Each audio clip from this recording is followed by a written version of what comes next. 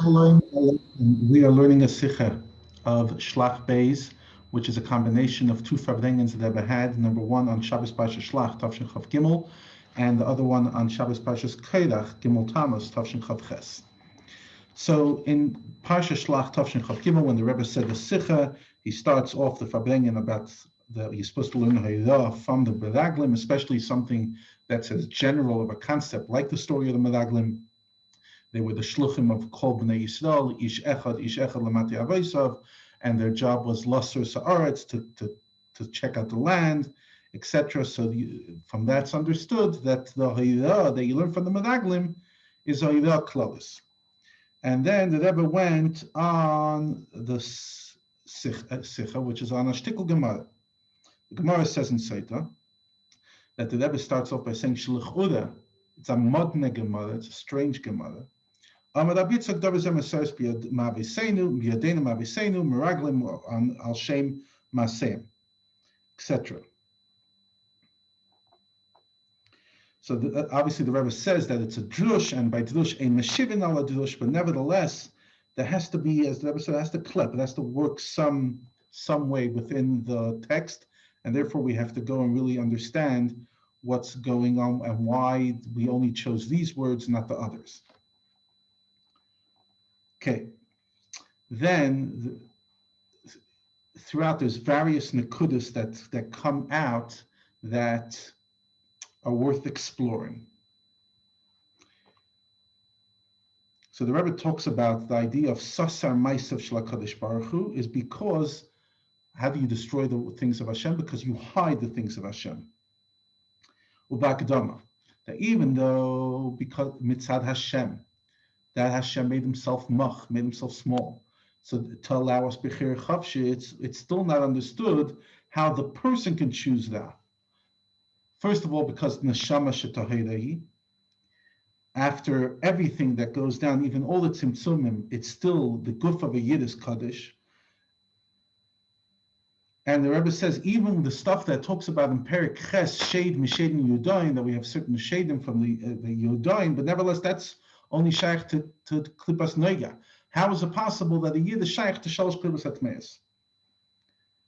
Says the Rebbe, and this is why some of the ideas in the Sicha are so fundamental. The idea is that it starts by hechbi hadvar shel HaKadosh Baruch Hu, when he hid the words of Hashem. When a yid knows that everything in this world is varavaya, as we're learning in the Tanya of these days, in Chitas. So then a person loses the Geshmak in Varam Gashmim. For example, when a person eats a piece of bread, when he knows that the true Metzias of the bread is the likus inside, so it's not comfortable to eat it for teyavin and to have pleasure from it. And so too in other Inyani Eilam, that things happen in a way of al karcha chatachai. But when you hide the stuff of HaKadosh Baruch Hu, you hide Dvar Shel HaKadosh Baruch Hu, the Dvar Avaya, that's Mechai everything, that causes tremendous issues.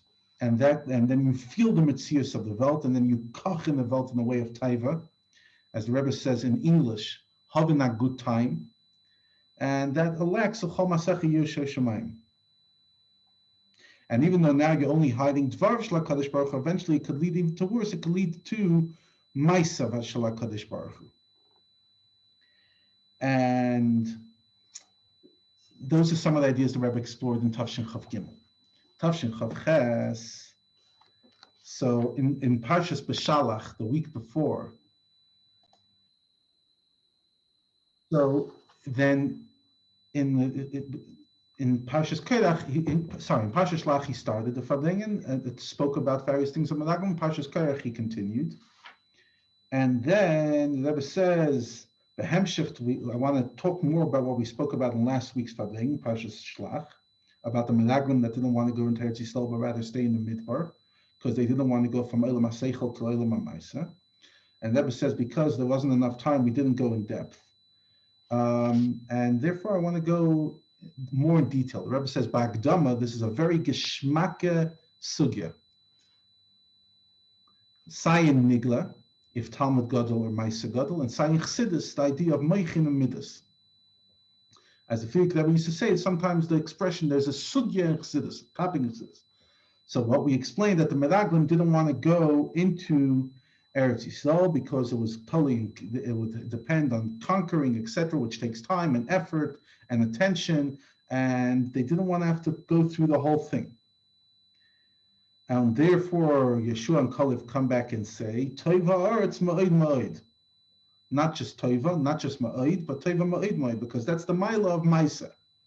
And because the Meraglim want to separate between Seichel and Maisa, including Dibur, which is considered a small Maisa, Maisa Zuta, so that caused the Chisaron not only in Maisa, but in Seichel. Then the continuation of the Sicha, that in connection between Maisa and Talmud, there's 3 Eifanim. That part is from Tavshin Chavches, that we learned in our Sicha together, that either Maisa is the litmus test, Even HaBoichen, or Maisa upgrades Talmud, or the Talmud is before the Maisa.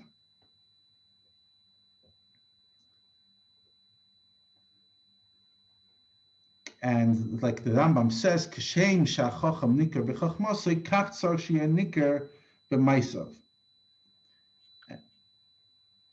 And the Rebbe, when he was saying this, he says chacham dafka, not an amaretz. Why? Because the idea of chachma is that you're mevarer things with chachma, the bittul that comes to you with chachma. That permeates your entire body. And this shleimus was lacking by the Meraglim, as the Rebbe says, as it says in Kuntras HaAvodah of the Rebbe Rashab, which was printed to each and every one of us, that a person, each and every one of us, has to have moichin the gadlus and midas the gadlus, even though it's a high level. Because if we're lacking moichin the gadlus and midas the gadlus, then it could come to a stage that we have to be warned not to rebel against Hashem. So these 2 sichas and these 2 farbrengens are combined in the sicha that we learned, the beautiful farbrengen of Tavshin of Shelach Chelik Beis. Apologies for the jumping video. I'm not sure what the issue is.